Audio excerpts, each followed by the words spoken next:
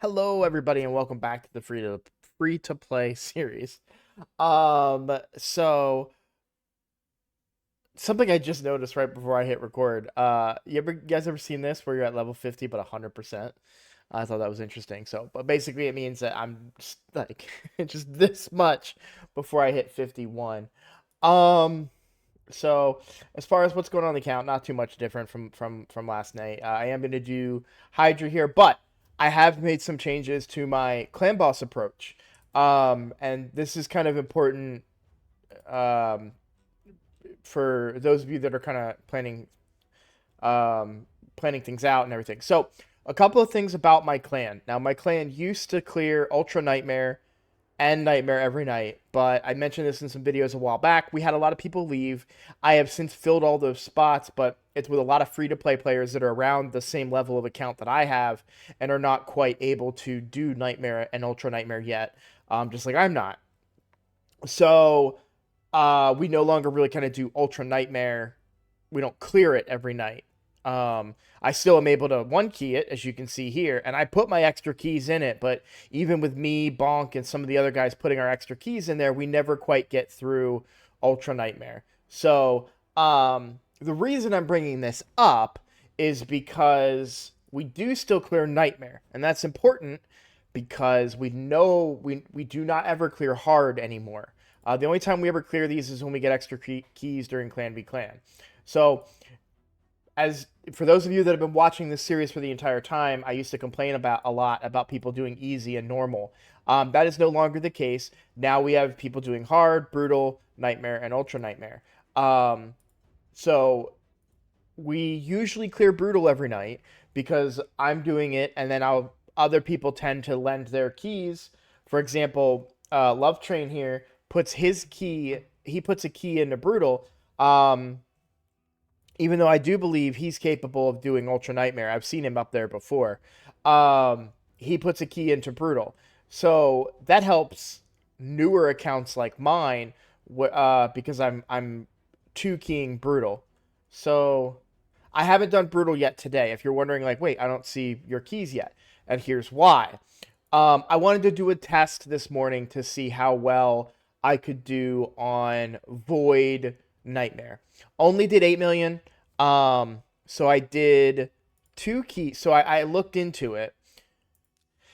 If I only were to get the minimum level chest on Nightmare, it's called a Guardian chest. The max level chest for hard is Guardian chest.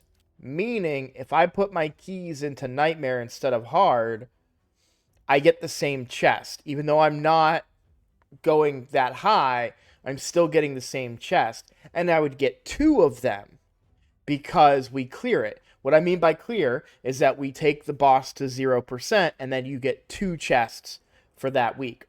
Or for that day, rather. So essentially, now we never clear hard because if I was to take my unkillable team and put it in hard, it actually does less damage than it would do in Nightmare and Ultra Nightmare because they're speed tuned for the higher difficulties. So hard screws up that whole speed tune, and my guys just all die because they're not built to take a hit. We're not using like life steal gear or heavy defense gear. Like they're all built for doing as much damage as possible with the idea that they don't ever take damage. So um so I never go and use a key in hard, but brutal works. So I could use one of my keys in brutal. When I put a key into brutal, I do like 90 million damage or something like that. So as you can see, they only has 233 million left. So that's a big chunk. And if I put a key in and some of the other guys put a key in, we do clear brutal. So we usually clear brutal and we clear nightmare. So by taking my key that I was using in hard and putting it in nightmare and then using that extra key that I had. If you've been following along, I have had one key in hard and two keys in brutal, and the extra key I just throw in a nightmare just because. Well, now I'm doing two keys in brutal and two keys in nightmare. So if I get the minimum chest, well, that's the same as the best hard chest, but I get two of them.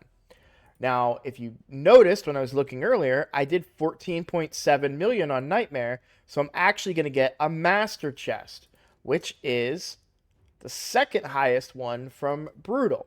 So I'm getting pretty good resources from this. Now, ultimately, I would want an ultimate chest. That would be the best scenario for me. But to get that is way more keys than I have in a day. I have 4 keys a day. I'm doing about 7 million a key on average right now. A little bit like 7.5 million, 7 point, what would that be, like 0.4 something something, right? So I'm not going to be able to hit the highest difficulty for the ultimate chest yet. Keyword is yet. We're working towards it. So I just wanted to point that out, that if you're paying attention to what chests drop from what bosses, it may benefit you to step up and use 2 keys. Because like I said, in my case, if I take my hard keys and put them in Nightmare, I get the same or better chest while also getting 2 of them, because we will clear Nightmare today. So those are certain things to think about. Every clan is going to be different. You may be in a clan, if you're new to the game, you might be in a clan that hasn't even cleared hard yet, or hasn't even cleared normal yet. Like when I first started this game out, I started this clan when I first started the game, and we never, we didn't progress in clan boss until I was many, many months into the game. So, and then it just ramped up real quick. I remember we did Nightmare, and it felt like just a couple of weeks later we were able to clear Ultra Nightmare. So, and then of course people left, and now here we are. We're just rebuilding, and it's kind of fun actually. But so I kind of wanted to go over clan bosses and that thing, because that was a big change that I realized this morning that I could make. We've got everything we need for the fusion. So Relic Keeper is my next fusion mission. We have a Templar. He's the only one that's not 4-star yet. I forget this guy's name, but he's 4-star. I think it's Executioner, but I could be wrong. So Executioner is 4-star. Templar, Templar's still 3-star. I thought he was 4-star. And Sorcerers are 4-star. So I still need to get them 4-star and fully ascended. I realized, so I have a friend of mine that I got into the game, and he's been asking me questions, and we've been talking and communicating about like what you do in the game and how to do it and why champions are good, what are debuffs, what are buffs. Like we're talking like the bare basics of the game. Buffs, debuffs, affinities, all those things, all those important things. And he asked me the other day about fusions, and he was like, how do I take the characters and make them another character? And I was like, what are you talking about? I didn't understand what he meant. That's not how he asked it, but anyways, my point is that I'm starting to realize that one of the reasons I made this channel was to speak to people who don't always know what I know, because it can be challenging to explain to somebody how to go about something when they don't know certain core mechanics or things like that.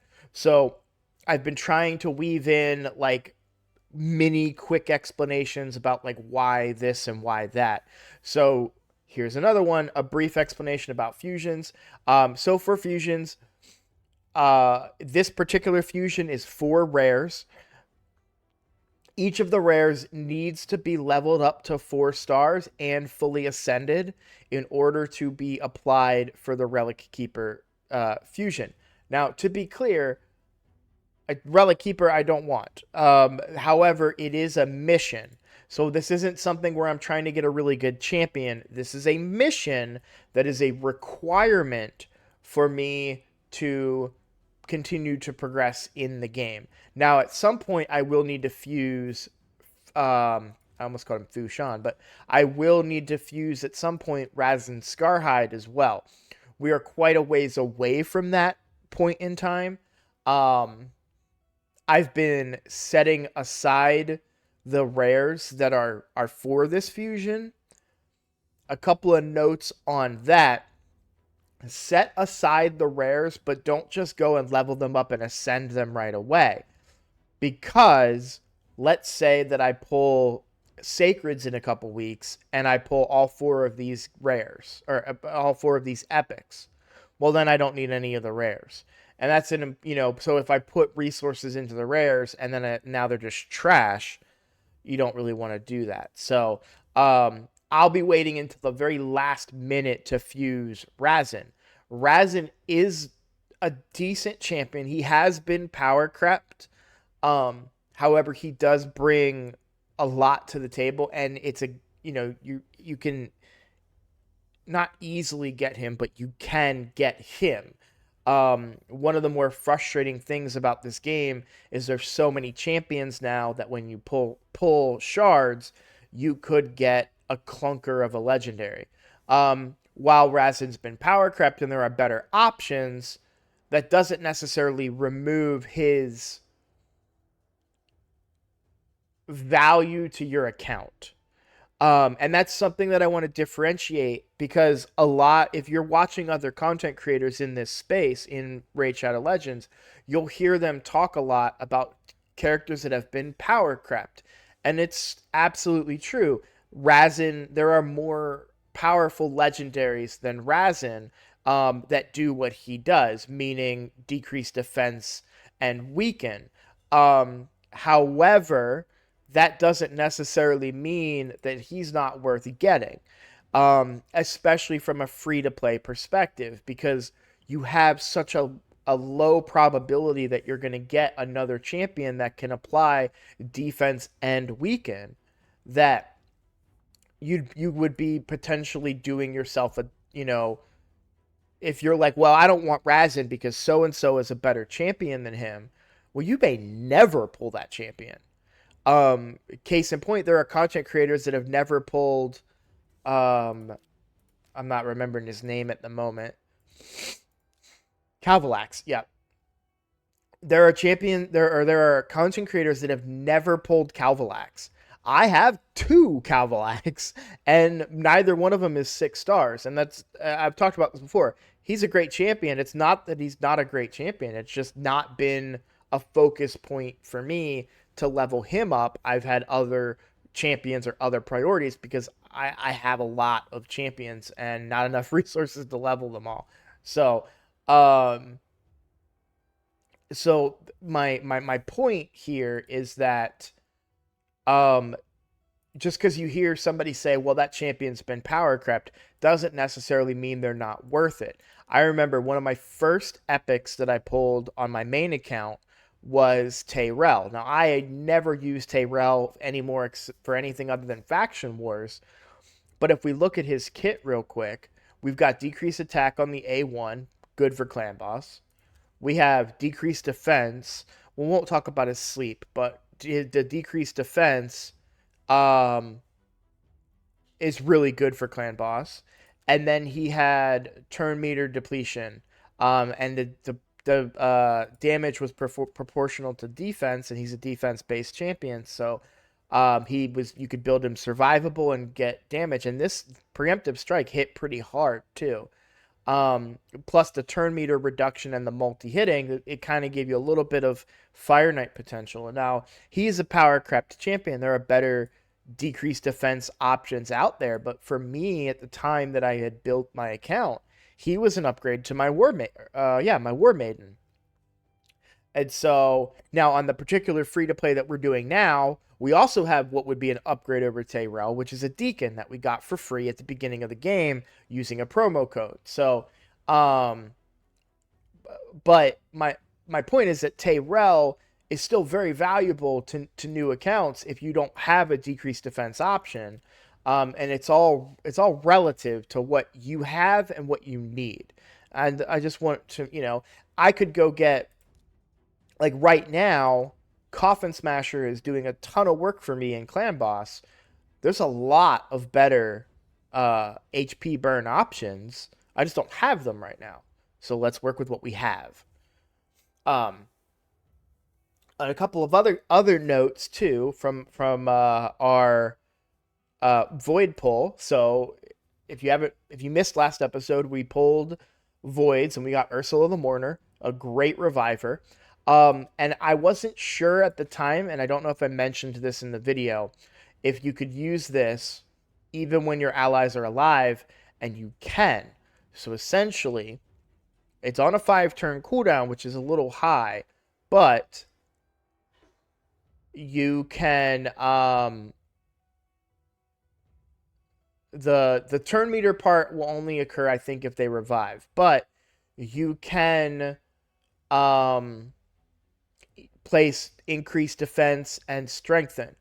That will be really good for clan boss. I do believe, well, I don't believe, I know that Ursula is going to replace my um, apothecary in clan boss 100%. She's going to bring increased attack. She gives me another, well, she'll give me 100% decreased attack, which is good because my Coffin Smasher isn't always landing it. And that's just the nature of the kit. It's not 100% chance. And it's 50, 60, or sorry, 50, 55, 60, 65% chance. While on a two times or on a 3 times hitter is good, it's still not landing every time. She will have a better chance of landing it. So Ursula is going to replace Apothecary to give me additional chances to land a decreased attack while also increasing the attack of my team, therefore generating more damage, while also giving me survivability in the form of increased defense and strengthen, as well as giving me revives for the team in general. So a lot of value that she's going to bring to my team, and then just in general as a reviver for dungeons and other 5-man team areas. So really excited about her. Small turn meter is nice. Not gonna break the bank there, but really excited to get Ursula, and I wanted to expand on that a little bit. Um, Most of the void rares that I got are not really worth a look. So that's where the account is at. But now for the big moment, we're gonna do Hydra. Now I don't know what's gonna happen here. Our goal is a minimum of 1.67 million. Now I don't believe we're gonna be able to achieve that, but this is part of the game, and this is why I love the way that they do Clan Boss, the way that they do Hydra Keys, and the way that they do Doom Tower, because it doesn't cost me resources to do this. I can just hit battle, put a team together, and get in there. And do I want to bring the Husk? I think I do. I would love to bring Ursula. I have been putting levels into her. She is not capped. And I wouldn't really want to bring her as a 4-star anyways. This is probably the best team that I can muster right now for the first run. Now, Ursula would bring a lot more for me. I just want to make sure Husk has gear. He's got something going for him. Would love to see him have his masteries. Well, I'm not going to master him until he's 6 stars, but right now I'm leveling Ursula. Ursula's not gonna be ready anytime soon. Um, it, it it's it's arguable whether I should do Husk first or Ursula. I see value to both. My primary stance is that I've already started on Husk. So let's finish Husk. We made the decision. Husk is what we're gonna go with. Let's finish that, and then we can go and we can work on Ursula next. Because it just makes more sense to me. I like to work on one champion at a time. Because if I start doing this, well, then I start on Ursula and then I pull a legendary. Oh, well, shoot, now I got to do a legendary. Or then I go pull a different pull a different champion that I work on. And then I'm just swapping and I'm moving around, and then I have a whole bunch of 50s and nobody that's really helping the account. Now, we know Husk is going to help the account. He'll help with boss damage for sure. He's my first HP based, enemy max HP based damage dealer. So I'm excited to get him running in dungeons. Ursula would help as well, but I'm not sad about Husk, and I'm happy to get him leveled up. So let's get in here and see what we can do. Now again, this isn't supposed to be like the greatest run of all time. I am using the A2 there. I'm just trying to get as much damage in as possible. I'm sure the poisons are probably the better choice, but I like the AoEs. So now, while I would love to try and go for the taunt here, I'm just trying to pump damage. There we go. Big numbers. Getting closer to our goal here. We'll put the burn on this guy. Doesn't land. That's okay. I think I'm actually going to go with this ability for right now, because I may have some buffs get stolen here, and I may want to steal them back. Let's see if I can get a leech to land. I do, so we get a little bit of healing there. We'll target the leech to see if I can heal up a bit.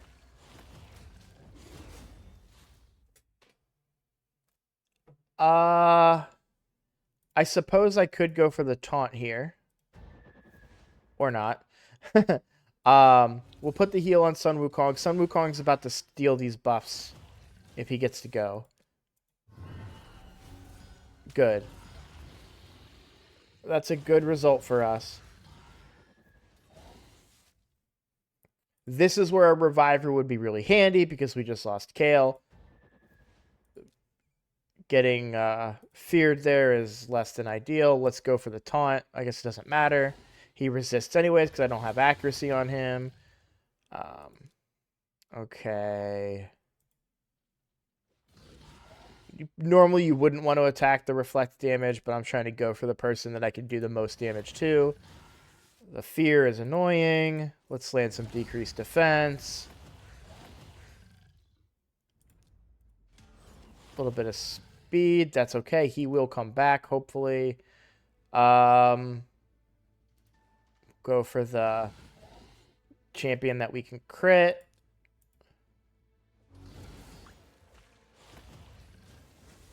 Alright, Sun Wukong being back is big. Let's keep him alive, because Apothecary is going to die.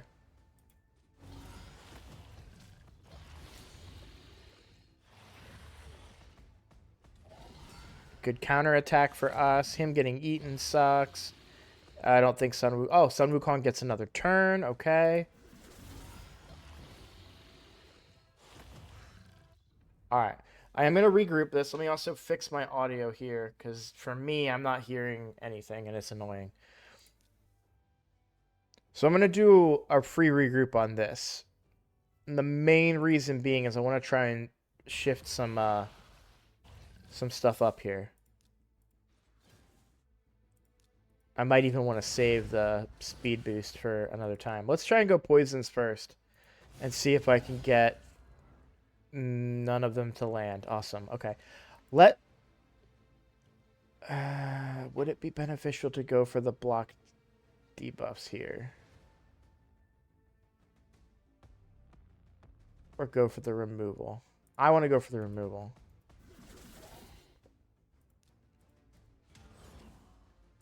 Let's see if we can land the HP burn this time. Nope.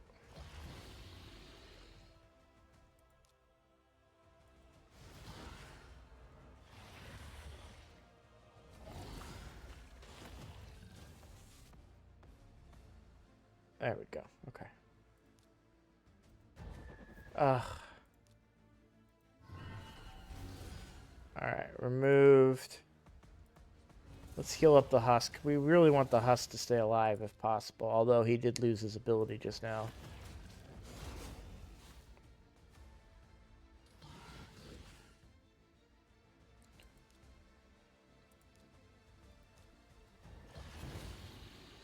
This one might even be worse than the last one.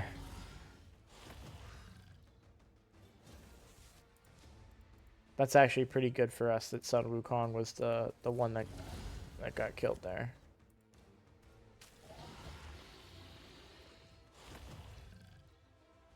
That's not great, but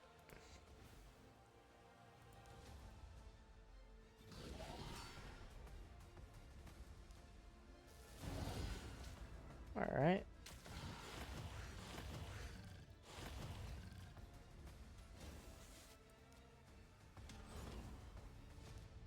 There is a little bit of RNG in this. Because we're definitely going to do less damage this time around.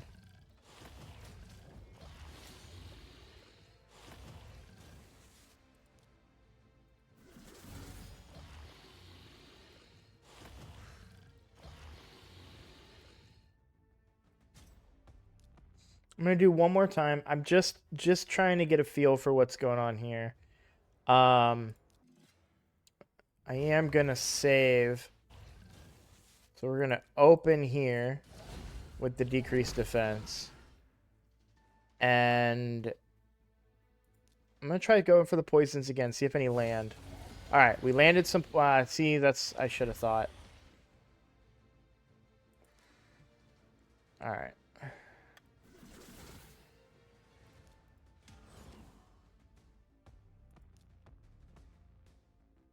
I need the husk to be faster because the decrease... I want decreased defense on when that gets applied. Yeah, that's a huge loss in damage. So instead of the poisons, I'm going to go back to my original plan because then he won't remove... Like, he didn't remove the decreased defenses earlier when I didn't apply all the poisons. See, he just removes it from one person. So now we can still get a nice big chunk of damage. Yeah, see, it bumps up to over 300,000. And yeah, I don't have enough accuracy to land the HP burn anyways. I fucking hate fear so much.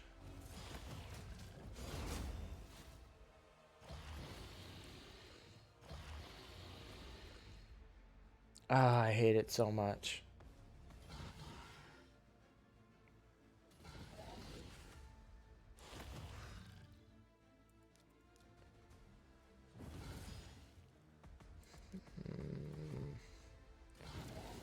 I feel like this one's going to be even worse than the others because I had so many fear procs.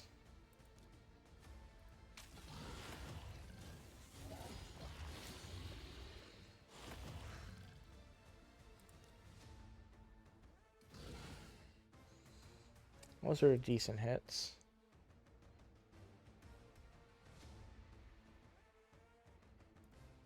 Oh, nice.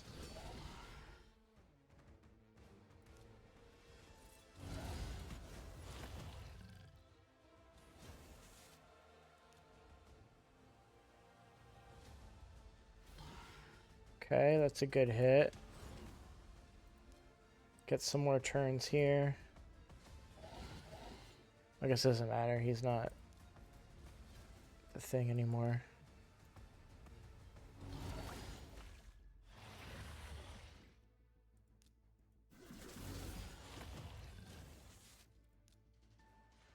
If I can keep Deacon alive, it'll be pretty good.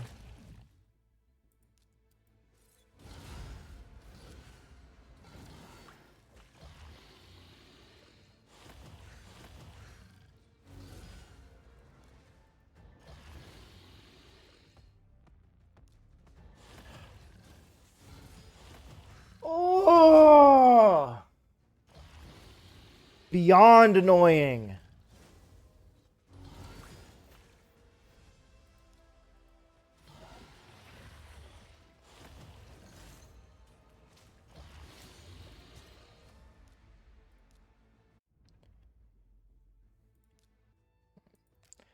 I might go back and try a little bit more, but definitely not going to get it. I didn't think I would, but I thought I'd at least break 1,000,000 damage. I'm a little disappointed.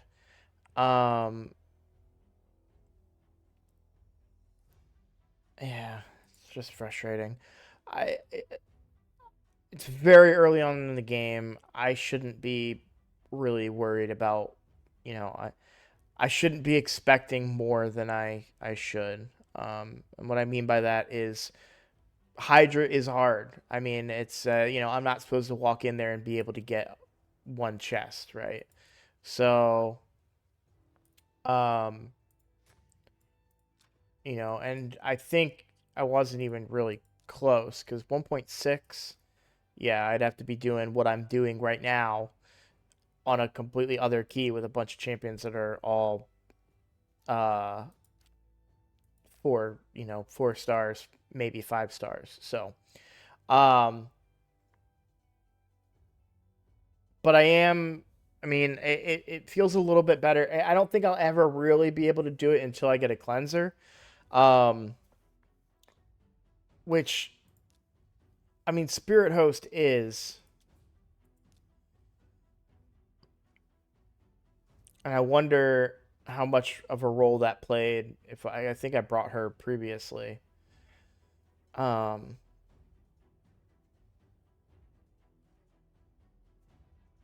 but I mean, maybe actually, yeah. Let's try her. Let's try. I feel like she's just gonna melt before she gets a chance to do anything, but I kind of want to try this just to see what happens.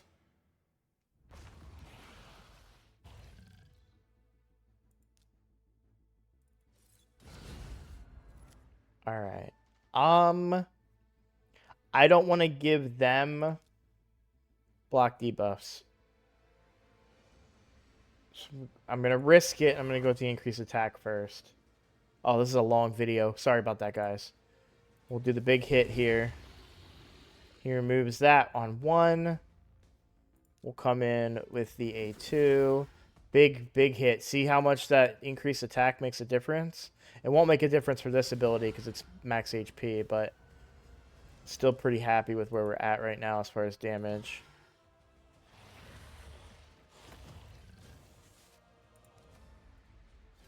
Not too bad right now. I feel a lot better because I can do this and remove a lot of those fears and get some extra, very important extra turns.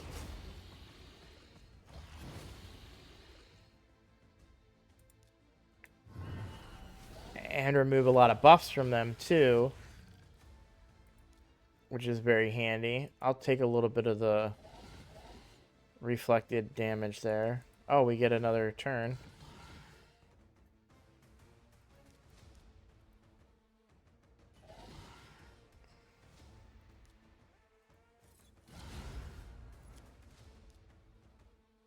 I'll take the reflect. Yeah. Good for us.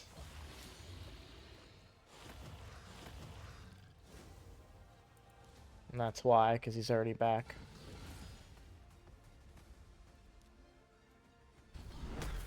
Oh, we landed a smite too. This is... Oh, well, it's never going to go off, unfortunately.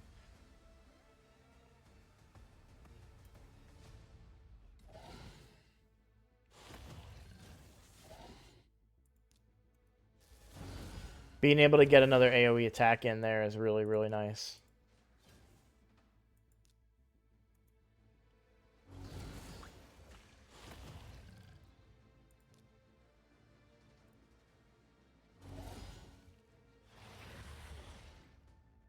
All right.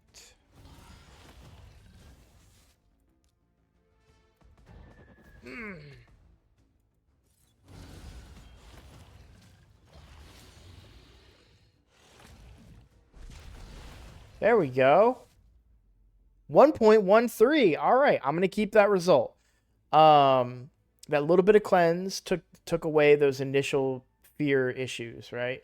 Now, that's not me saying that I'm gonna go and make Spirit Host my next 6-star or anything. Um, if it gets to a point where I'm focused on Hydra, then yes, she may be my best option given the current roster that I have. I'm not gonna ever feed her, but um for now, I'm okay with not using her. And then as far as Husk goes, he's just not optimized yet. He's not crit capped.